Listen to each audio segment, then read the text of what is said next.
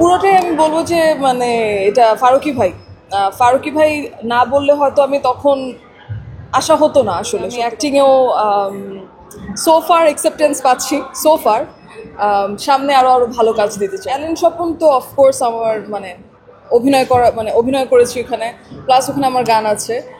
দাগিতেও আমি আসলাম, আজকে আমার গান আছে নিয়ে যাবে কি গানটার নাম। তো এবারে ঈদ তো আসলে খুবই ভালো যাচ্ছে। আমার ফ্যামিলিকে নিয়ে প্রথমে অ্যালেন স্বপন দেখলাম চরকিতে, তারপরে আজকে আসলাম স্টার সিনেপ্লেক্সে দাগি দেখতে।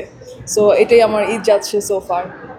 আমি যদি আসলে এইভাবে বলি যে ছোট বড় দুই পর্দায় গান আর অভিনয় দুই জায়গায় উপস্থিতি, দর্শক আপনাকে তারা পাচ্ছে,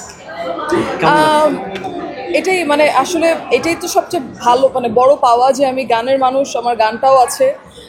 অভিনয়ে নতুন ঢুকেছি, এটা মানুষরা বলতে পারবে আমি কতটুকু করতে পারছি বা চরিত্রগুলোকে আজও মানে ফুটাতে পারছি নাকি। শিহাব ভাই যদি বলি বা নাসির ভাই যদি বলি, আমার টিম তো খুবই ভালো ছিল।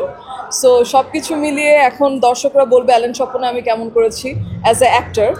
আর মিউজিকটা হচ্ছে দেখতে হলে বা জানতে হলে দাগি দেখতে হবে। অভিনয় আসার ক্ষেত্রে আপনি বলছিলেন যে আপনার আসলে ফার্স্ট ফারুকী ভাইয়ের কাজ দিয়ে আসা, মানে কার অনুপ্রেরণায় অভিনয়তে আসলেন? পুরোটাই আমি বলবো যে মানে এটা ফারুকী ভাই।